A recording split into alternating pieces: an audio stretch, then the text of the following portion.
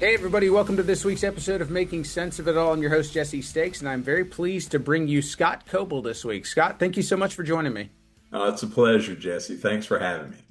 So, I'm sure we're going to have a lot of people that'll tune into this that know who you are. But for those who don't, just give us a quick high level, who is Scott Coble? What is your background? Well, Jesse, I spent 38 years in the financial services industry as a leader. My last seven or so, I led the Southeast U.S. for Wells Fargo on the retail side, but enjoyed living in a lot of different places as I moved around with my career. North Carolina, Tennessee, South Carolina, but I spent 18 years in Florida and really considered Florida home until I moved back home to North Carolina with my wife after retirement. So Very, yeah, that's who I am. in a nutshell. So, I thought this was kind of cool. When we were talking before we recorded, you moved back to your hometown in North Carolina, correct? I did, I did. And And if so, anybody's ever seen the Andy Griffith show, the fictitious town Mayberry, that was based on my hometown, Mount Airy, North Carolina. Andy Griffith grew up here. He played in the church band where I went to church. He was a few years older than me. Um, but uh, but yeah, it's a town steeped in that kind of history, pop culture type of history. But also a lot of those things are true about the town where I live now. Gomer wasn't running around the streets, was he? I never saw him, but you never know. Maybe I just didn't meet him. I thought it was interesting when you had told me that I had mentioned to a friend that we were recording, and he actually shared that with me, and I didn't know that, so that's a really pretty cool fact there. Oh yeah. Yeah. A lot of those places do exist. A lot of those people, the characters' names were people who actually grew up here with Andy. That's So really cool. That's really cool. yeah. So you had also mentioned one of the other things that I thought was really cool was that you guys decided to renovate a hundred, what was it, 150-year-old home that you guys are Yeah. living in now? It was 115. 115. It felt Apologize. like it was 150 at times. But it was pretty long renovation we did over time and kind of split time between Florida and North Carolina. And then we finished it up last June and got to move in. So it was actually a house I rode by on my bicycle as a little boy growing up. So it was pretty cool. It is a really cool project, and I'm sure it's nice to be able to think about memories of your childhood and to kind of everything comes full circle in your life and in your career. Yep, it seems to. So kind of as part of that, we can talk about what you're doing now because when you talk about coming full circle, you really are taking all of your experience that you've gained throughout your career and you're starting to give back to people that are executives, that are people that are looking to kind of take that step from good to great, if I can steal a line from a famous author. But tell me a little bit about what you're doing with your new business, your new venture that you have going right now. Well, thanks, Jesse. I'm a focal point certified business coach, and what I do is I help small business owners and business leaders who know that there's more out there for them to achieve, and I help them through a very structured process that really calls on a lot of things, the structure that has been put together and proven over the years, along with my business experience. And we help them understand where they want to get to, which they drive that. I don't drive it for them. But what I help with is how to get from point A to point B, to build bridges. And I help them achieve their goals faster than they ever thought possible. Now, I think it's fantastic, and I think that one of the things that I really want to impress upon the audience here is this isn't something that you had to do. This is not something to where you were looking for a job or you were looking for something to generate an income. This is something that was really, I mean, to me, it's almost like it was a calling. It's almost something that you're doing to truly give back or to pass on information, pass on some of the skills and things that you have developed and learned over the last, like you said, 30 plus years. Yeah, you're exactly right. I couldn't get up and just sit on the porch, and I'm not a good enough golfer to play golf every day. You don't have to be good at it. Yeah. And what really though, one of the things that drives me you know, one of my core values is a purpose.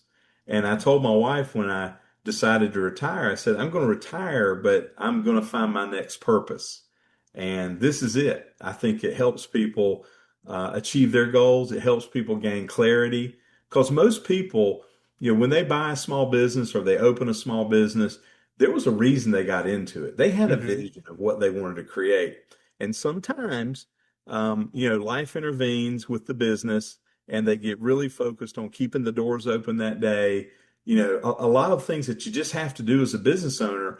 But what they can do is take their eyes off of the entrepreneurial side of it, where they're looking out into the future and developing long-term plans, strategies, and it becomes more about just the operations of the business. So if I can help people regain the focus on that, you know, and achieve it, then you know, I figure I've done a good thing at that point. 100%. I think it's one of my favorite reasons for doing this podcast is to ask people what their why is. And I didn't even have to ask you. You have your, you know what your why is. You know, and it's top of mind, or it's that center, you know, it's that true north, if you will, on a compass for you is, you know, making sure that you're taking care of your why. But to your point, a lot of people get lost and they forget about the why, or they don't necessarily keep it that true north when they're looking at what they're doing day to day. And we talked about that before we ever, you know, when we were talking about doing this recording, I thought it was a really great conversation talking about the fact that, you know, you've got people who they started a business for a reason. They find success, they're making a living, they're creating maybe wealth or at least a, you know, at least a good quality of life for their family. But there's that point at which there's diminishing returns, or they get stuck in kind of a they get stuck on kind of a plateau. And I think that that's one of the, you know, one of the biggest things that I took away from our first conversation about this was that you're trying to help them get, you know, get off of that plateau and find that next gear or find that next level, if you will. Yeah, yeah, exactly. And you know, a lot of times too, Jesse, when so much attention has to be put into the opening of the business each day and really dealing with things like turnover and surprises that come along, it takes their eyes off of other things in life in general. And a lot of the people that we work with are people that, you know, can't always make it to events for the kids. You know, Yes. can't always do things at home that they want to do. And really gaining control of time. And if you think about it, there are typically four things that are somewhere on the radar with people that they want to improve. You know, one is time. That's Hmm. typically a big one. The second one, naturally, money. The third one, people. And then the fourth is strategy. You're having strategy, having a vision. A vision shouldn't just be a dream. A vision should be something that you as the owner see and you want to achieve. But yet, where we come in to help is when we can help put together a plan to get folks there. And then if we engage long enough, hold each other accountable, you know, for taking the steps that would keep you on track so that you don't drift and end up where you were. No, I think that's huge. I think that it's a great point because I think when people do enter, like have that owner's hat on or have that executive hat on, where they don't feel like they have somebody that they can speak to as a peer or speak to as a coach, as somebody that they look, you know, kind of look up to, they do drift and they don't like, but they don't feel like they have that. So I think that that's, you know, it's a great point that, you know, engaging somebody, actually seeking out that coaching is incredibly important when you get to that point in your career or that point in your business life. Hmm. Exactly. So let's, I mean, I would do want to go back to, I think out of that list of four, I think the first two are natural. The first two, you know, kind of take care of themselves as explaining them. The third one you said was people. Can you dive into that a little harder? Tell the audience what you mean by that. Well, you know, people, it's a vast topic, okay? Yes, 100%. But many times what you see when you engage with business owners or business leaders in larger companies is there's a concept called the Carnegie Triangle, and you know, in some environments, it's a bad word to talk about attitude. But what the Carnegie Institute did was went out and studied the thousands of successful people and listed the attributes that made them successful. And they compared the data that came back, and it broke down to three things: knowledge, skills, attitude. Okay. Okay. Between knowledge and skills, as they looked at the data, that made up 15% of the attributes. The other 85% were attitudinally based traits. Isn't that crazy? Yeah. I mean, so people who came in and had a positive attitude, people who came in and they were going to look for ways to get over the hump, over the hill, um, people that were focused on being victors instead of victims. You know, a lot of that is based in attitude. And so what that did for a lot of companies that took those studies and put them into place is they began to work attitude into some of their hiring criteria or some of their criteria as to what they expected out of people. You know, you don't hire somebody in a customer facing position that doesn't know how to smile and be pleasant to people. You know, you don't hire people to resolve conflict in their role who can't resolve conflict Right. because of the what they might project to folks. So a lot of it is about when it comes to people, it's about understanding. It's about really seeking to understand. Many times it's about listening to people to understand what's troubling them. You know, when it comes to leadership and coaching, one of the loftiest skills that you can develop is the ability to listen to people. And one of my core values is understanding. Well, that doesn't mean understanding from the standpoint of, oh, Jesse, I understand. It's the active process of listening to try to understand what's going on with the other person, where they're coming from, so that hopefully together you can work on a solution. You can build a bridge together to get on track if things are off track. So that's where it comes in with people. That we could probably talk for 2 or 3 more of your podcasts about people topics 100%. alone. Yeah, but it's also what makes it beautiful too, because it's not a widget, it's not a block that you're stacking up. People are moldable, they change. One day's different from the next, but also over time, it should be a pretty consistent process to work with people if you employ the right approach. Well, and as you're saying this, what keeps ringing in my mind is that we overcomplicate the simple. You know, We did. we absolutely do, and there's things that there's that the whole thing where people need certain things from us as leaders, as people who are employing them. It's and most of the time it's pretty common sense what they're looking for, but we overcomplicate it, we overthink it, or we just move past it sometimes, and we don't put the focus on it where it deserves to be put. I agree. So you chose to do business with a company called Focal Point, and it is, I think that, not that I think it bears saying is that you could have gone any direction you wanted to go. You could have made a choice of any number of businesses that would have absolutely loved to partner with Scott Coble. Why did you choose to partner with Focal Point? Well, first, I appreciate you saying that. The reason that I chose to join Focal Point as basically a franchise owner is number one, the rich history. For those that are familiar with the author Brian Tracy, he spent years studying business, studying people, what makes people successful. And so there's a lot of material that I have to draw on. The second thing is just the quality of the people. Focal Point, I can do business as a coach anywhere in the world. I'm not locked into one geography, which is great because I know and care about a lot of people in Florida. So, why would I do something and not be able to work with people in markets that I care about? Um, I think the other thing is when I was exploring this, I probably talked to 20 coaches. I didn't meet one that didn't offer to help me along the way. That every one of them said, there's going to be a day that you're going to need help. I want you to have my number. Just the genuine care. It's a collegial atmosphere. And I didn't meet one person that I thought, I got a question about teaming up with that person. So just the high quality of the character of both the people and the company overall.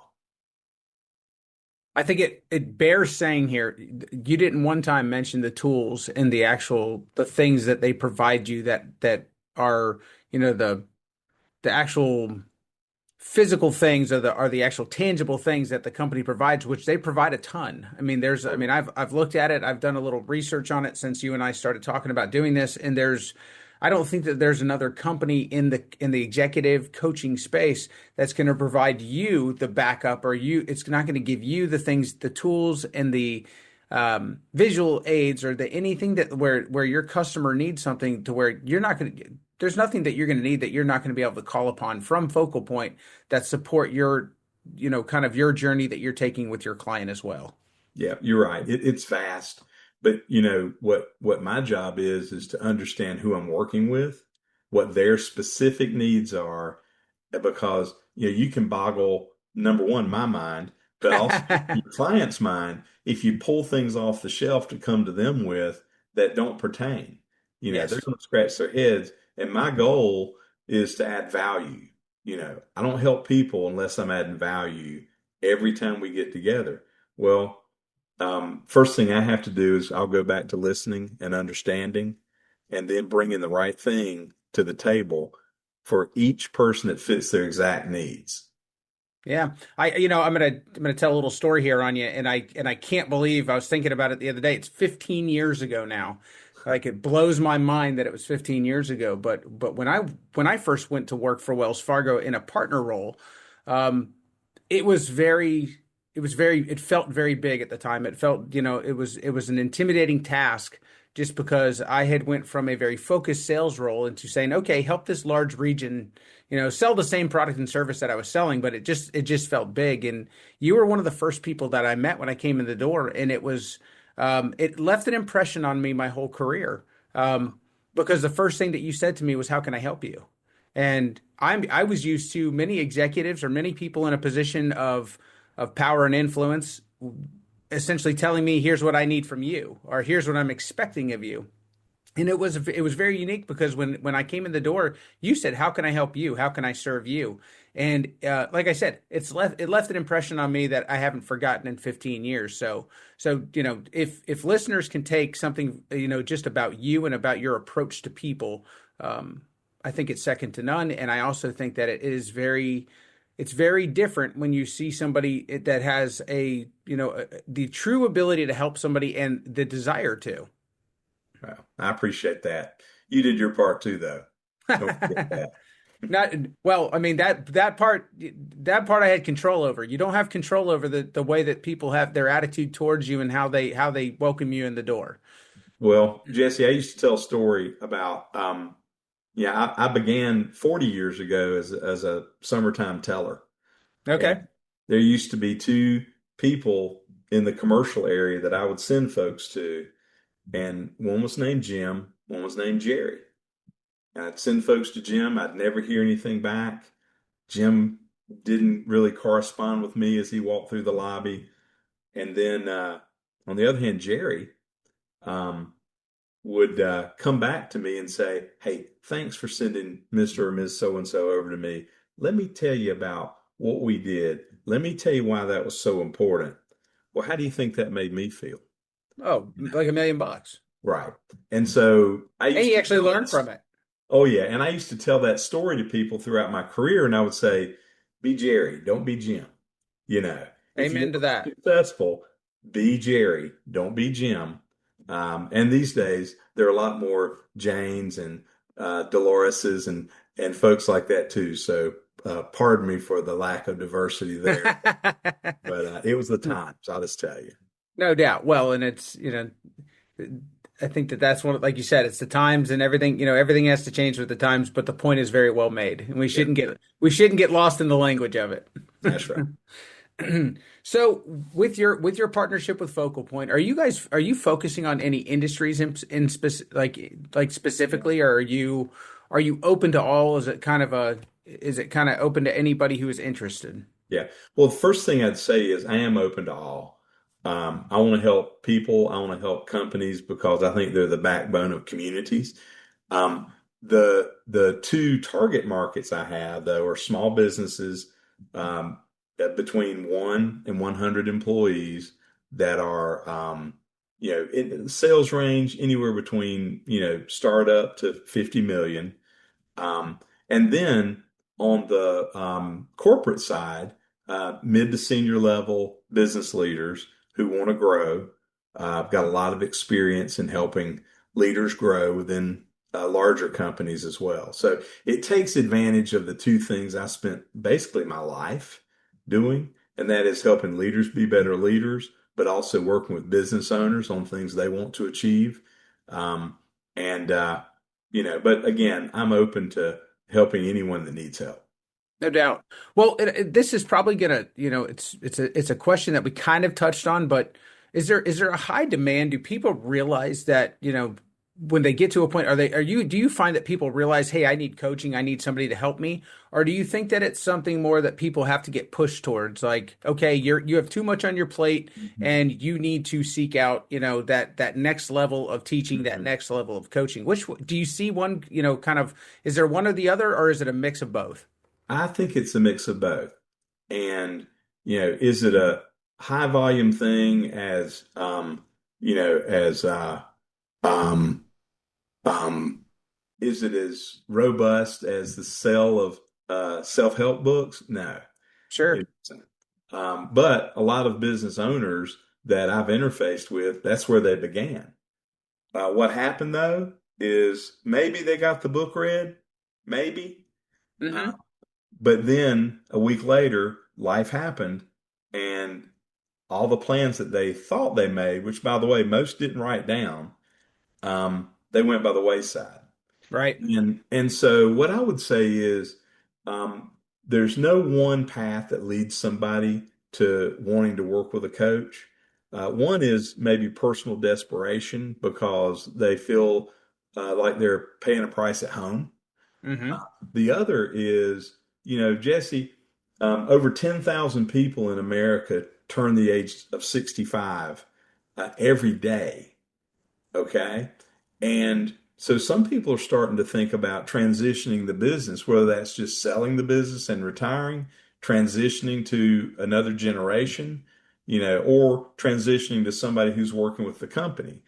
And so there are a lot of reasons that lead people to seeking the help of a coach.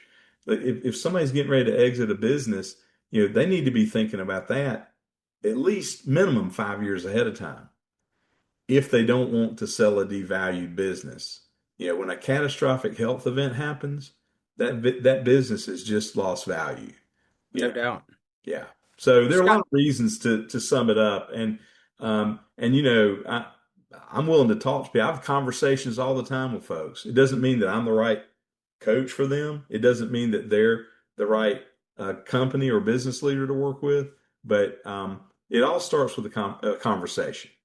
I think that's 100% right. It's people have to be willing to look at things and figure out if it's right for them. Scott, did you ever think that you would be a gift that somebody would give their children as part of the sale of a business? I try not to think of myself in those terms, uh, but certainly willing to help. Let's put it that Um, it's interesting to me because I think what you said, it makes me think of that old Mike Tyson quote where they say everyone has a plan until they get punched in the face. way. Yeah, And it's easy to liken things back to sports, but I feel like there's the fact that somebody wanted to own their own business in the first place, or the fact that somebody desired to go into leadership, you have to have some level of, like, to desire control and to desire, to keep to hold on to what you're doing. And I think, to me, I think that's one of the biggest challenges that person has to overcome. It's why they are where they're at, but at the same time, they almost have to, like, when you get to a certain point, you have to be able to release some of that control in order to take that next step and to grow within your, whether it's your career or to grow your business. yeah. We used to say in leadership, there's no higher form of control than to be vulnerable. You know, to show that's a form of strength Hmm. to show vulnerability. But I realize why some business owners and some business leaders don't feel like they can show that vulnerability to the people that work for them. And while you don't want to shut that out as a strength that you show to anybody, but when it comes to having concerns about the business or having concerns about, themselves and the impact on them, people just, I don't want people to feel alone is the bottom line. Nobody should feel alone in running a business, but also, it many times doesn't lead to the right ends when you're venting with your employees. 100%.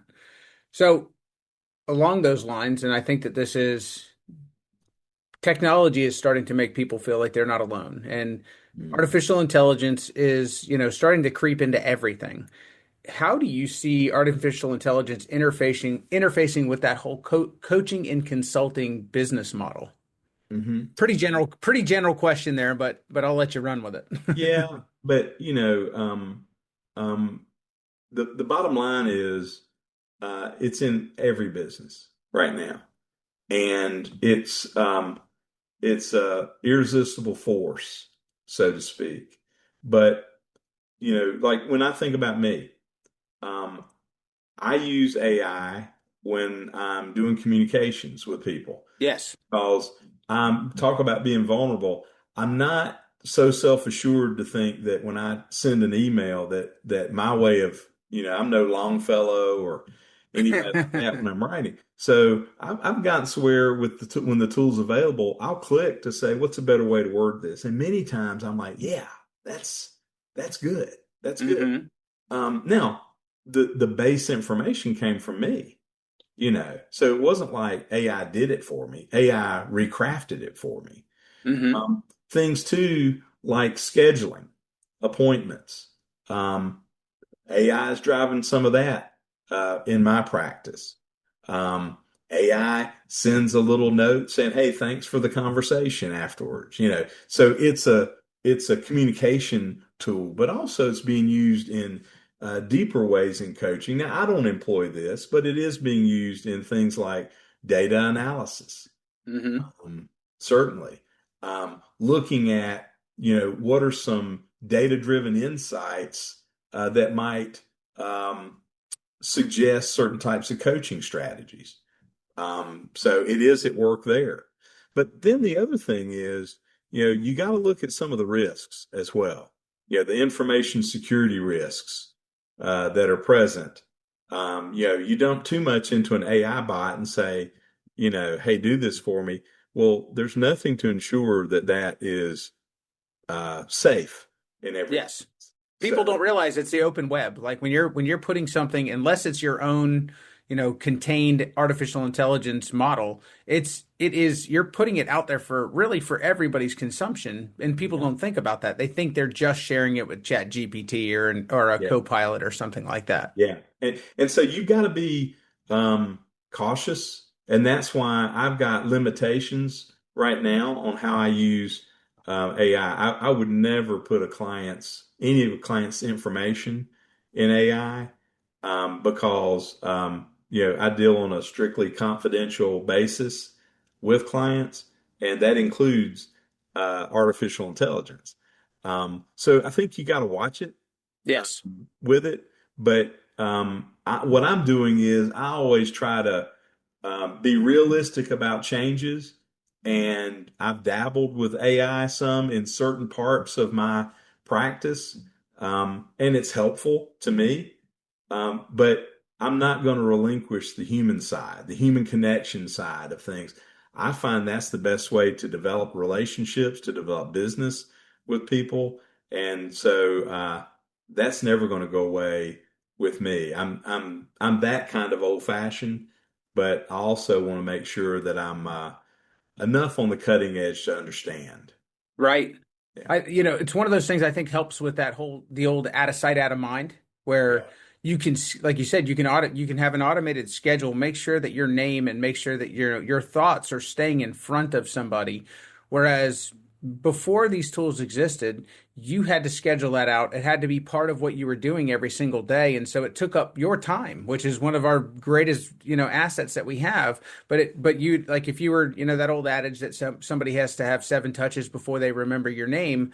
yeah. those things can be running in the background where you can be continuing to move forward with like all of your daily things that you need to do. I think that's an enormous piece that AI has given us for Yeah. from a partnership standpoint with technology. I think the other part of it, to your point, is like I think of myself, I'm not an incredibly analytical person. I have to be sometimes in my life and with what I do, but that's not where my strengths lie. So I can, again, like you said, you have to protect the customer's information. But if I can outsource some of the analysis of what somebody's doing to AI, then it allows me, or it allows you, whoever is in front of them, it allows them to focus on what do the analytics actually show us, and what are we doing with that, rather than spending so much time trying to get to those numbers. So Yeah. I think it's Yeah. I think that there's tremendous value. I also, like, to your point, you cannot look at all the positives without acknowledging the negatives either. So I mean, I think that there's, just as you said, there's some very negative things that could potentially happen because of it. So I think it bears, weighing both sides of the equation. But I think that, to your target audience and to a lot of people listening, there really are a lot of things that it brings into play for us. Yeah. Jesse, I worked with two young ladies, high school freshmen, and they were in an entrepreneur uh, contest. Okay. And they were the only kids that used AI to go out, and they had like a jingle for their product. They had one, a rock version and a country music version. I mean, they had really harnessed it for what I felt like was the right stuff. And then as I read one of their write-ups, it didn't sound like these two young ladies. And so Right. I went to them and said, let's take a look at rewriting this. This looks like AI. I want to get your thoughts on this paper. And so they went back and redid that. But it was a little bit controversial because some of the judges of the project said, well, can we really give them credit for the jingle? Hmm. Because they didn't write the jingle. Well, they didn't. But my point with the judges, and they agreed, is that AI is here. And AI is something that these two young people are going to have to learn how to master in the right way. But what you got to do is also help people understand what's acceptable. So for this project, what's acceptable, and in business, what's acceptable in your particular business, and what the business has said, no, that's off limits. And so even it's coming into play in a lot of things these days. And I was proud of those two young ladies, but and it didn't hurt them. But the point is, the topic had to be addressed. Yes. It just had to be addressed. And it kind of shows where we are generationally, technology wise, and everything else, that it hadn't already been addressed. And these two ladies brought it to the forefront for this particular competition. Yeah, no, and it's funny because I used to say it, calling out our kids here, but like when our kids were in school, and it's like if somebody was cheating on something, it's like, do you admonish them for cheating, or do you acknowledge them for using their resources that were available to them? It's like you can look at it any way you want Yeah, to. yeah, that's right. On that note, let's talk about your philanthropic efforts that you've had through your career. You're not going to toot your own horn here, but like I said, I've known you a long time. You've been part of things like the founding of City or Jacksonville. You've been on the board for March of Dimes. You were a huge part, and I do want to talk about this because I think it was huge for the city of Jacksonville as far as the Springfield Community Center that you helped Wells Fargo open in downtown Jacksonville. I thought that was enormous. But philanthropy, or just giving back to your community, has always been something that has been near and dear to your heart. It's important to what you do.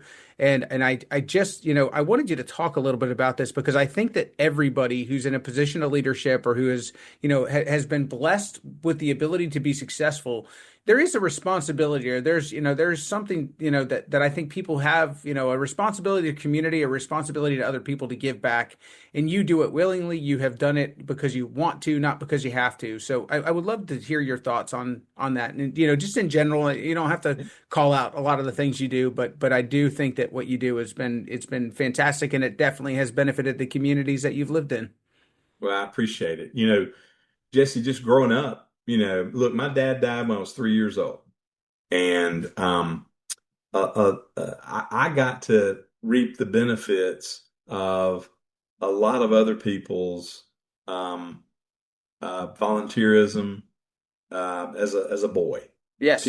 People took me in.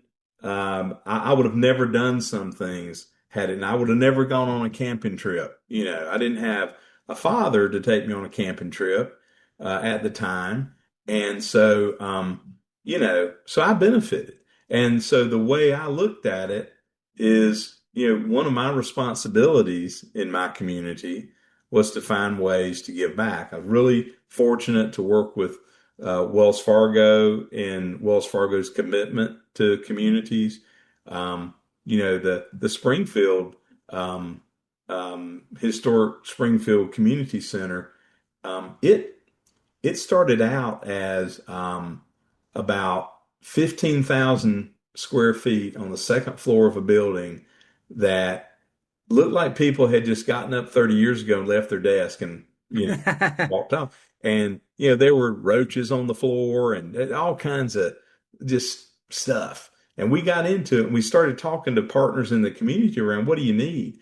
And at the time that was developed, there was about a 33% um, failure rate among nonprofits as far as just going out of business. Yes.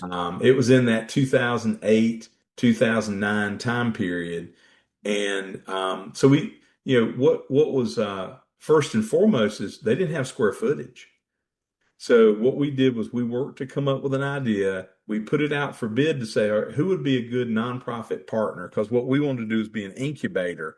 Right. And the Urban League has been a great partner there. So what we showed is that a nonprofit can come in and partner with other nonprofits for good, to do good things. And the last number I saw was well over 75,000 people had been served in that center, and I'm sure I'm way under on that now. So it was good. Operation New Hope there in Yes. Jacksonville. I was on the board for 6 years. Great. Hated to leave that board, but I was moving away, and I thought it was the best thing for the organization. And they take people who, yep, they made a mistake in life. They got caught up in the justice system, and it really what it does though is it helps bring them out and give them a chance so that they don't find themselves back in the justice system later. And that's not only just with a job, with clothing, a stipend on finding somewhere to live, but it's also emotional counseling. And the thing that really impressed me is the dads that go into that process. When they're through and they get a job, the occurrences of them paying child support when they've got kids in the family that have been impacted, it triples. Okay, Wow. it triples. And so it really is about people that want to do the right thing, that want to do good, but they just need a helping hand. So I was proud to be a part of thing. And the coolest thing about Florida is Floridians typically put their arms around their community. They give folks a head up, a helping hand up. And they can be tough, but also fair is what I've. Yes. And so I just always enjoyed working on things that reminded me of the help that I got when I was that kid in a little town in North Carolina. And I think that's fantastic. And not to bring this too much about the whole Operation New Hope here in Jacksonville, but one of the things that you said early in our conversation is giving you were looking for purpose for yourself, and and I think that that's one of the things that they give people when they come out of a bad situation is they help them find purpose in their Yeah. community. My wife's organization, Vision is Priceless, works with them as far as helping people get um, optometry and ophthalmic appointments in case because sometimes when people have a rough upbringing and they get involved in the system, they don't realize what physical limitations they have. And sometimes things like something as simple as never having an eye appointment in your life to realize that you can't read the board in front of you when you were in school end up sending you down a very bad path. So it's that organization recognizes all of those things and they make sure that they're checking all those boxes to give people the best shot that they have to be successful coming out of a bad situation within their life, but then also saying, okay, we're going to reintegrate into society, and what do you need to do so? So I think those things are fantastic, and it's fantastic that you've been a part of it. With this new stage in your life, is there anything that you'd like to talk about, things that ways that you're giving back now that also kind of help, like with what you're doing, Mhm. how it involves your community now? Well, the big thing I'm doing now is working in local high schools. Um, I'm working with a Yes Surrey program that is a youth entrepreneur program. And the cool thing about it is, because I mentioned two young ladies that I worked with, they didn't win, but they're freshmen. And what happened was they grew up. They just Yes. grew up. And like clockwork, I went every week. And what made me go there every week was I was going to get a charge out of what I saw them learning, how I saw them growing, and just the progress and being able to brag on them at the end of it. So I enjoy working with youth. I really do. We're right in the heart of downtown where we live, so we work with the downtown area here, people here, um, and so you know I'll get more and more involved in my new environment here. It's great to be back, and of course I work with my local church as well. So it's um, good to be back. Good to be in a new but old community, one that's kind Yes. of familiar, but it's changed a lot. I was gone for 42 years. Yes. So I'll give you one more testimonial before we wrap this thing up. Um, you actually inspired me to become involved with junior achievement when we worked together at Wells Fargo, and I had done a semester where I was teaching a high school class, basically, financial literacy or financial management. And it was funny because I was a little younger at the time and I thought these kids aren't hearing a word I'm saying. And I sat there for a whole semester, basically once a week, giving like teaching them about, financial literacy and financial management. And then I was like I remember telling my wife at the time, I said, these kids could care less whether I'm in there or not. And the last class that I was in there, I just opened it up and I said, okay, what questions do you have for me? And then I said, those kids for the next 30 minutes, 45 minutes, repeated everything I had said back to them for the last semester. And I was like, oh my God. I was like, you really do have an impact. And it was just so eye-opening to me because I was like, you're not sitting in their shoes. You don't know how much of an impact you have. And I would say the same for you. And I think for what you're doing now, you don't realize, what ripples that the rock that you threw into people's lives, how did that affect them? And I would say that you've had a tremendous effect on me and a tremendous effect on my career, even if you don't think about it or if you don't realize it, you have. And it's something that I recognize that I'd be remiss if I didn't have the opportunity to share that with you right now. I appreciate that, Jesse. I really do. And you had a lot to do with that too. Well, I appreciate you saying it, but this is about you, my friend. Um, so if people have heard this and if people are interested, like you said, just in having a conversation, seeing if it's right for them, seeing if it's something that, can take them from that, they're doing things well, but they know they can do better. If they are, they're kind of stuck at a certain plateau, but they're like, how can I get to that next level with my business or how can I get to that next level with my career? What's the absolute best way for them to get a hold of you and for them to schedule that with you? It's probably by email at scoble, Coble, at focalpointcoaching.com. Okay. That's the best way to do it and get a hold of me. And what I'll do is we'll line up a time to talk. I'll share some things like my website and things like that.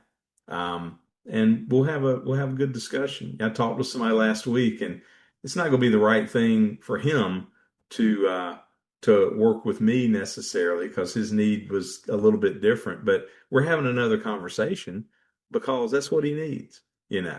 And so we'll try to make it work with everybody or point you in the right direction. I think that's fantastic. We'll make sure that we have a link at the bottom of this, so everywhere we post it as well. That way people can just go ahead and click on it. And Yeah. if you want to schedule something with Scott, please do so. Scott, thank you so much for joining me for this. I think this has been fantastic. I'm sure that, as time goes on, if there's other things that you would like to talk about or share with the audience, I would, and you have an open invitation anytime you'd like to join the show. I appreciate that. It's been a pleasure. Absolutely. We'll catch you down the road. All right. Thanks.